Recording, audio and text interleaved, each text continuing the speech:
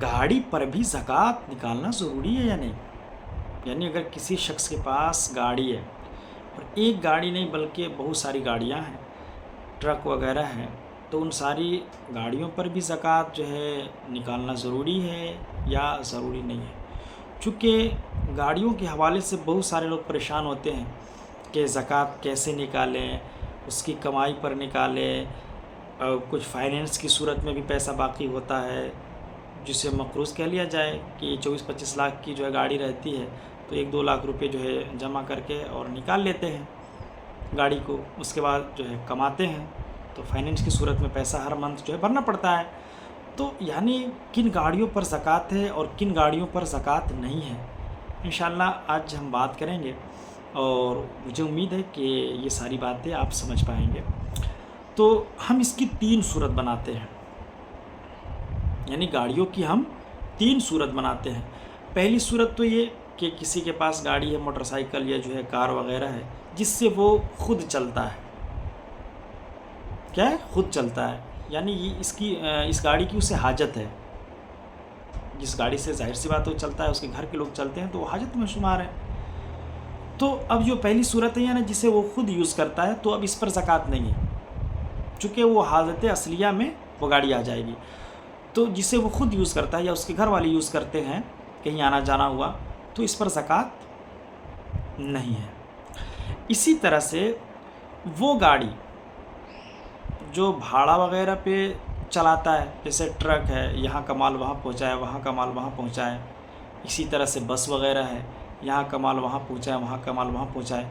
इसी तरह से पिकअप वग़ैरह है ना? कि जो है यहाँ का माल वहाँ, वहाँ का माल वहाँ, यानी भाड़ा पर चलाता है, यानी गाड़ी चलाता है, यहाँ से वहाँ भेजता है, पैसा तहसीलता है। तो अब इस गाड़ी पर भी ज़कात नहीं है।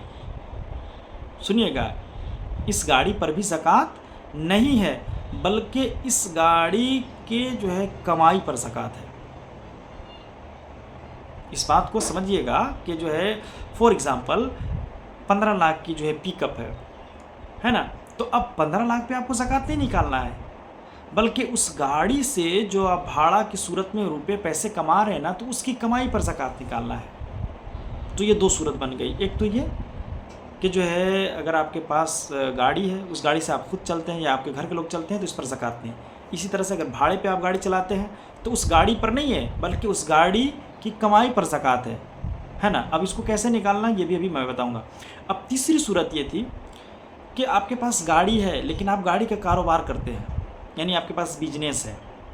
गाड़ी लेते हैं, फिर बिक्री करते हैं, फिर दूसरी गाड़ी लेते हैं, फिर बिक्री करते हैं। या इसी तरह से आप मान लेते हैं कि आपके पास शोरूम है गाड़ी वगैरह, तो अब इस पे ज़कात हो जाएगा, चूँकि ये माले तिजारत में शुमार है कि आपने जो है गाड़ी का जो है कारोबार करते हैं, गाड़ी ख़रीदते हैं, बेचते हैं, या आपके पास गाड़ी का शोरूम है, उससे गाड़ी वगैरह फ़रोख्त करते हैं, तो इस पर ज़कात है, यानी गाड़ी की आप तिजारत करते हैं तब।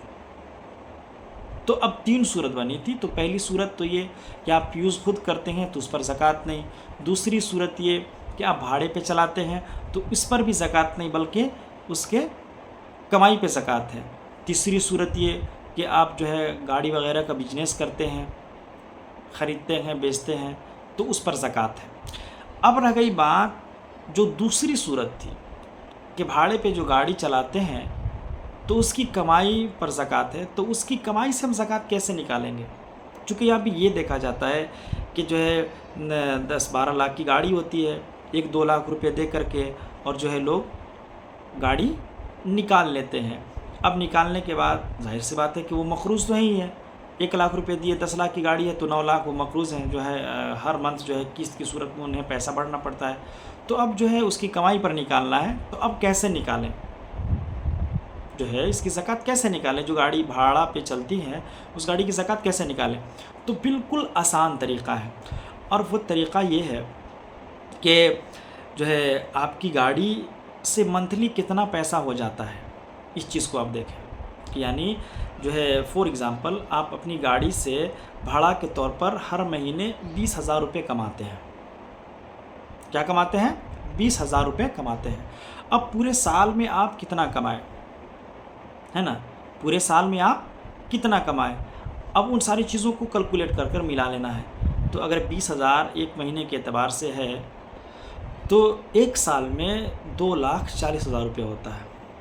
अब जब 2,40,000 रुपया हुआ तो हम उन सारी चीज़ों को जो है, जो ख़र्चा किए उसको भी हम ऐड कर लेते हैं कि यानी 2,40,000 रुपया हुआ तो आप जो है 1,00,000 रुपये आप जो है, आपके पास जो है गाड़ी के खर्चा, पेट्रोल है वगैरह है, घर के खर्चे वगैरह में 1,00,000 रुपये खर्चा कर दिए, या 1,40,000 रुपये मान लेते हैं खर्चा कर दिए।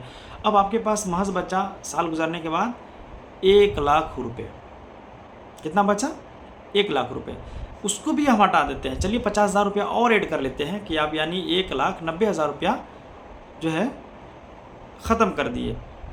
अब आपके पास ओनली 50,000 रुपये बचा।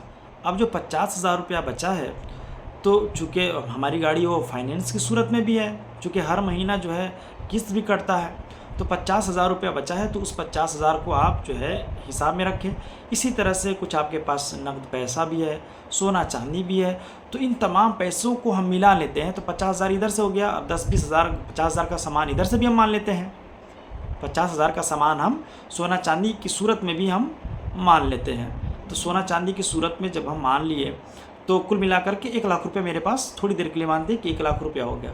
अब 1,00,000 रुपये में हम जो हर महीना जो है गाड़ी से मेरा 20,000 रुपये किस्त कटता है, EMI जो बांधा हुआ है तो 20,000 रुपया, तो 1,00,000 में हम 20,000 रुपया और घटा देते हैं।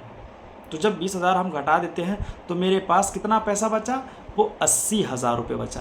तो अब 80,000 का ज़कात आपको अदा करना ज़रूरी है। जी हाँ, यानी आप जो है किस्त भी आपको निकाल लेना है। जिस महीने आप ज़कात निकाल रहे हैं उस महीने का किस्त आपको निकाल लेना है, वरना अगर इस तरह से हम देखेंगे तो कोई भी शख्स जो है वो मालिक के निसाब नहीं होगा।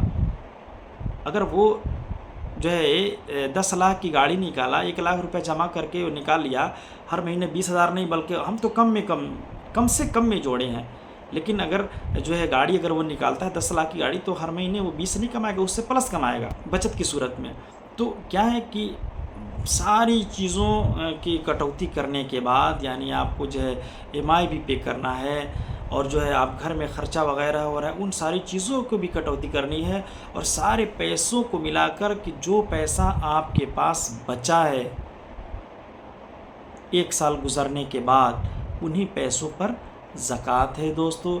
लेकिन इस तरीक़े को समझ कर के आप ज़कात निकालें तभी, वरना हीले और बहाने कि मेरे पास इतना का लोन है, इतना का लोन है, ये कह कर के आप जो है बच नहीं सकते हैं। आपके ऊपर भी ज़कात जो है फ़र्ज़ है, लेकिन तरीक़े को समझें और उस तरीक़े के मुताबिक आप जो है ज़कात निकालें।